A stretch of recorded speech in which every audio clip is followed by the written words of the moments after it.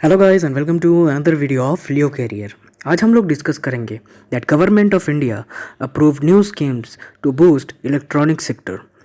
So without any further delay, let's get started.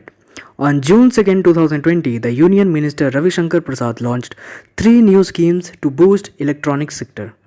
2 मई 2020 को union minister Ravishankar Prasad ji ने 3 new schemes लाई है electronic sector के अंदर, और they are production linked incentive, जिनका नाम production linked incentive scheme, cluster scheme EMC 2.0 भी जिसे कहा जाता है, and component manufacturing scheme SPECS। ये 3 स्कीम्स लाई गई है यूनियन मिनिस्टर के द्वारा।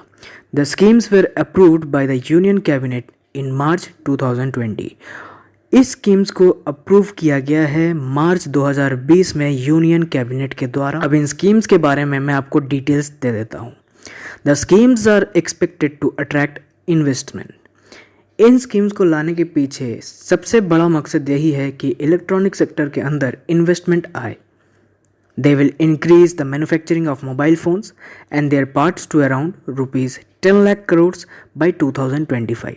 और इस स्कीम के तहत mainly manufacturing of mobile phones को तवज्जो दी गई है, या मोबाइल फ़ोन्स के पार्ट्स को मैन्युफैक्चर करने की मदद दी गई है, जिसमें 10 लाख की प्रोडक्शन हम लोग कर पाएँ 2025 तक मोबाइल फ़ोन्स की।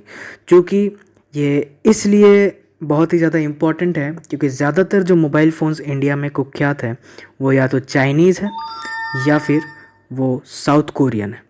तो इस लिहाज से टेक्नोलॉजी के मामले में बूस्ट देने के लिए ये काफ़ी महत्वपूर्ण कदम है। Also the scheme will help generate 5 lakhs direct and 15 lakhs of indirect jobs. और इन स्कीम्स के तहत गवर्नमेंट का ये मानना है कि ये 5 लाख डायरेक्ट जॉब्स क्रिएट करेंगी और 15 लाख इनडायरेक्ट जॉब्स क्रिएट करेंगी। इसके साथ मैं आपको इन स्कीम्स के बारे में थोड़े से डिटेल्स दे देता हूँ ग्लांस के अंदर। Production linked incentive scheme. The scheme will provide an incentive of 4% to 6% to the goods manufactured in India. ये जो है प्रोडक्शन लिंक्ड इंसेंटिव स्कीम के अंदर जो गुड्स मैन्युफैक्चर होंगे उनको गवर्नमेंट के द्वारा 4 से 6% का इंसेंटिव दिया जाएगा, यानी कि मदद दी जाएगी उनके मैन्युफैक्चरिंग कॉस्ट के अंदर, जिससे उनको बनाने की लागत जो है वो कम पड़े। सेकेंड थिंग, स्पेक्स, यानी कि the scheme for promotion of manufacturing of electronics components and semiconductor, जिसको स्पेक्स भी कहा जाता है, will provide incentive of 25% on the capital expenditure. यहाँ पर गवर्नमेंट के द्वारा इंसेंटिव जो दिया जा रहा है वो कैपिटल एक्सपेंडिचर में दिया जा रहा है कि अगर सेमीकंडक्टर डिवाइसेस होती है, जैसे कि आपके इलेक्ट्रॉनिक गुड्स हो गए या फैब्रिकेशन यूनिट्स हो गए, चार्जर से लेके पोर्टेबल यूनिट से लेके डेटा केबल से लेके जो भी चीज़ें मैन्युफैक्चर होती है, तो उनको लेने के लिए कैपिटल एक्सपेंडिचर की ज़रूरत पड़ती है, हार्डवेयर्स की ज़रूरत पड़ती है। तो उसको 25% तक की इंसेंटिव यानी कि मदद मिलेगी गवर्नमेंट के द्वारा, जिससे इन्हें एक्वायर करने में थोड़ी सी मदद हो मैन्युफैक्चरिंग सेक्टर में। Third thing is EMC 2.0। The modified electronics manufacturing clusters EMC 2.0 will support in creating world class infrastructure. अब इसके तहत एक चीज़ को सपोर्ट करने की बात यह कह जाइए कि इंफ्रास्ट्रक्चर जो है, खासकर ग्लोबल सप्लाई चेन को अट्रैक्ट करने के लिए इस इलेक्ट्रॉनिक्स मैन्युफैक्चरिंग इंडस्ट्री के अंदर ये एक इंफ्रास्ट्रक्चर का काम करेगी, जो एक इमेज बनाएगी वर्ल्ड के अंदर भारत की कि यहाँ पर भी मोबाइल फ़ोन्स मैन्युफैक्चर हो सकते हैं और उनके पार्ट्स मैन्युफैक्चर हो सकते हैं। करंट सिनेरियो के अंदर मैं आपको इसका चीज़ बता देता हूँ important. India is now the second largest mobile manufacturing country in the world. Bharat जो है वो दूसरी सबसे बड़ी मैन्युफैक्चरिंग इंडस्ट्री है मोबाइल मैन्युफैक्चरिंग की वर्ल्ड के अंदर। And today there are more than 200 mobile manufacturing units in the country.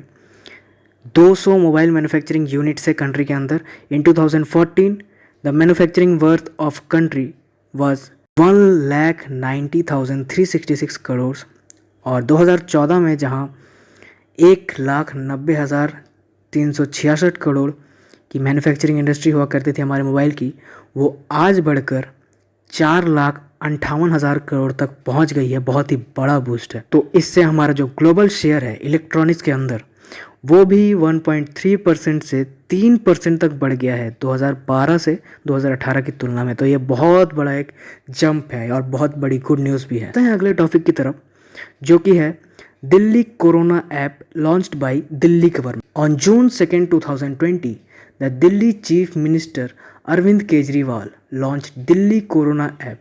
2 मई 2020 को दिल्ली के चीफ मिनिस्टर अरविंद केजरीवाल जी ने दिल्ली कोरोना ऐप को लॉन्च किया.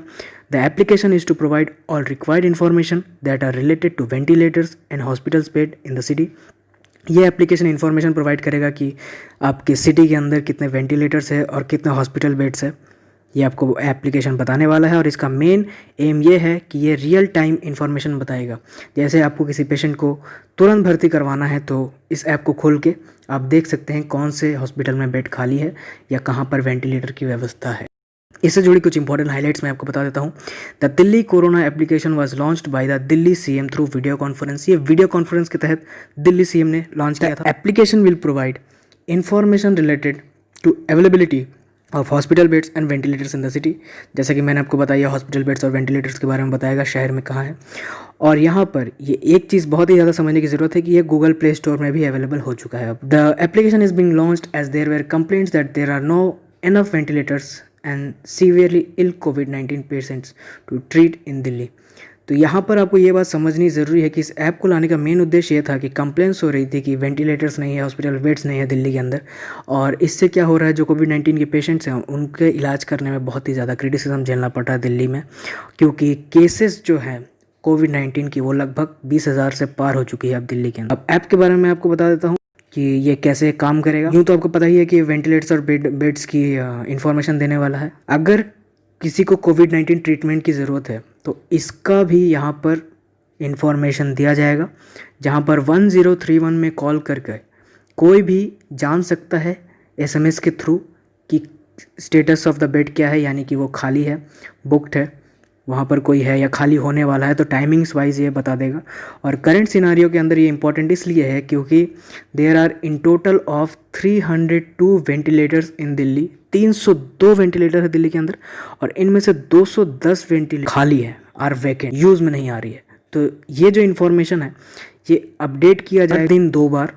तो इससे होगा क्या कि जो करंट सिनारियो है, जो इन्फॉर्मेशन है लोगों तक वो पहुंच पाए और वो जान पाए कि कौन से हमें हॉस्पिटल के अंदर जाना है अपना इलाज करवाने के लिए. आज के हमारे एमसीक्यू क्वेश्चंस हैं. Labour ministry partners with which firm to launch online career skills training on national career service portal. Labour ministry ने अभी रिसेंटली कौन से ऑनलाइन पोर्टल के साथ मिलकर करियर स्किल्स ट्रेनिंग को स्टार्ट किया है, जिसकी हमने सेपरेट वीडियो भी बनाई. अगर आपने ना देखी हो तो जाकर देखिए. आपके ऑप्शंस है ए लार्सन एंड टॉर्बो, B TCS iON, C Infosys और डी एसेंचर. जिन्होंने वो वीडियो देखी है उनको इसका सही आंसर पता है, फिर भी मैं आपको यहाँ पर बता देता हूँ. इसका सही आंसर है टीसीएस आयोन. टीसीएस ने लेबर मिनिस्ट्री के साथ मिलकर इस चीज़ को स्टार्ट किया. Second question, what was the real GDP growth of India in the year 2019-20?